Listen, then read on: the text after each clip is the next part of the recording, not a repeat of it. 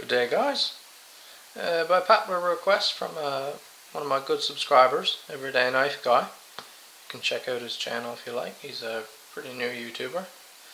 I'm going to do a quick review, but kind of basic review for this knife. This is the Buck Paperstone. It's the Buck Vantage, but it's they got the Paperstone name tacked onto it. Now, why that is, these handle scales, you can see, beautiful. It's kind of a blue. It's actually made of recycled paper. Now it's paper impregnated with resin, obviously, so it is really hard, but it's not a plasticky feel. It does actually have kind of a paperish texture to it. It is waterproof and it is fine to use in the elements, but it's just cool to, I think it's cool to tell people usually like it when I tell the story of, well, yeah, these handle scales are actually made of paper. I've had this knife for a while. I like it. It's classed as an everyday carry. I would say that's pretty fitting. So first let's talk about, just go over the statistics of this knife. Okay, pocket clip, really deep carry. Love the pocket clip. That's the best feature about this knife in my opinion. You can turn this directly around for right or left carry, but only tip up carry. You cannot switch the pocket clip. It's a flipper design. It's not assisted opening, but it has a flipper. It's real nice. I like that. Hollow ground. So for any of you guys that are not big into knives and don't really know what hollow ground is, I don't know if you can see. It means the knife is ground to the point like this. It curves in, as opposed to a flat ground that would be a perfect V. So it's a hollow ground knife. Stainless steel handle liners. They're not milled out. It's a liner lock, which I like. I got no problem with liner locks. I really like them. Lockup is perfect on this knife. No movement. Okay, let's check out the weight. Let's bring in a scale.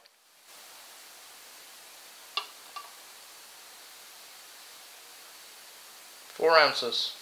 There you go. Now 4 ounces is not a big problem for me. The knife does feel a bit heavy in the hand. If you were to hold it for the size, it does feel hefty, but some people like a more hefty, solid feeling knife. I don't mind it. So let's talk about the length. The total length of this knife is almost 7.5 inches. The blade length, we're looking at about roughly 3¼ inches here. So it's a nice size EDC in my opinion. Alright guys, now let's talk a little bit about critiques of this knife. There's not many. My biggest critique and my main critique is the thickness of the spine. If you look at that tip, that is a really thick tip, and for an everyday carry knife, I do not like it. Really thick. Not the best for precise work. For me, an everyday carry knife is something that you are doing a lot of, you might be picking at your hands or a splinter or something like that, and for me, the tip is just a bit too thick. Let's give you a comparison of tip size. This is the Kershaw Blur. I absolutely love this knife. So let's see if we can compare the tips there. Just look at that. The thickness carries too far up on the Buck, in my opinion.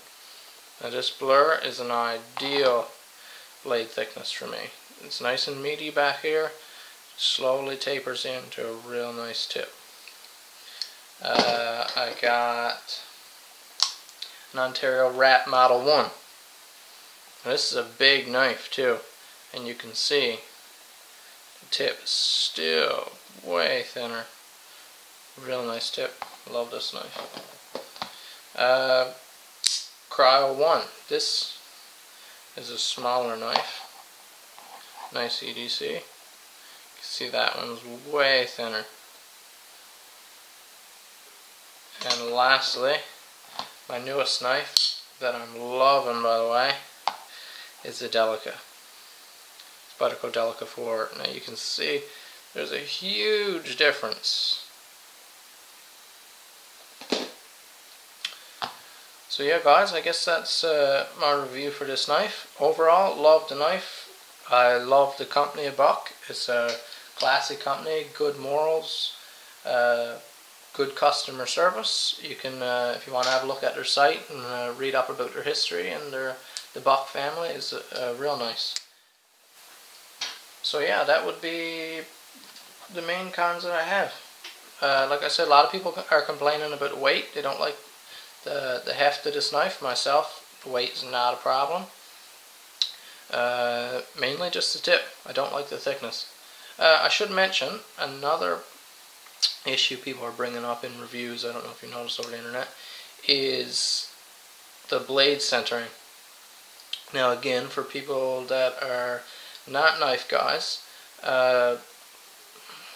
blade centering is just an indicator of quality control in your company.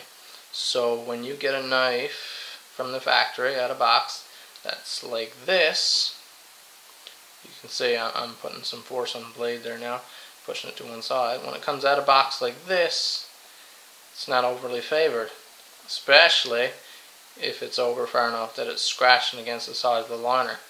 So these knives, the Buck Vantage series, have been known to come from the factory quite often with the blade centering off. Now this one actually did as well. It was pressed against this side, so all I did is the pivot there is just a Torx bit. I just tightened it slightly and it brought it right to the center. I was talking to a friend about this issue. We were wondering you know, what might be the issue, and I think it's the compression of the liner lock. The blade is loose enough so that it spins open beautifully and freely, but that little bit of looseness with the pressure of the liner lock keeping against it, I think it's pressuring the blade to one side. So yeah, if you tighten up the pivot, it will bring it back to center. It does make a little bit more snug of a pivot, but as you can see, doesn't affect the speed. So yeah guys, that's my review of the Buck Vantage Paperstone. Hope you enjoyed it, hope you learned a little something. Unfortunately, I don't think Buck is making this knife right now. No doubt they're still around to buy, but I was on the Buck site just before I recorded this video, having a look around, and it's nowhere to be seen. So if you want this knife, good luck finding one around. I hope you do. It's not a real expensive knife, around around 45 bucks. I believe this knife cost me 45-50 bucks. It's going to be more than you'll hear people doing knife reviews from the States, and their knife prices just aren't comparable to ours, guys. So here in Canada we pay a lot more, especially here in Newfoundland we pay more for our knives. Alright, that's it. Check out my other videos. Comment on this video. Like it if you liked it. Subscribe to my channel, and we'll see you in the next video.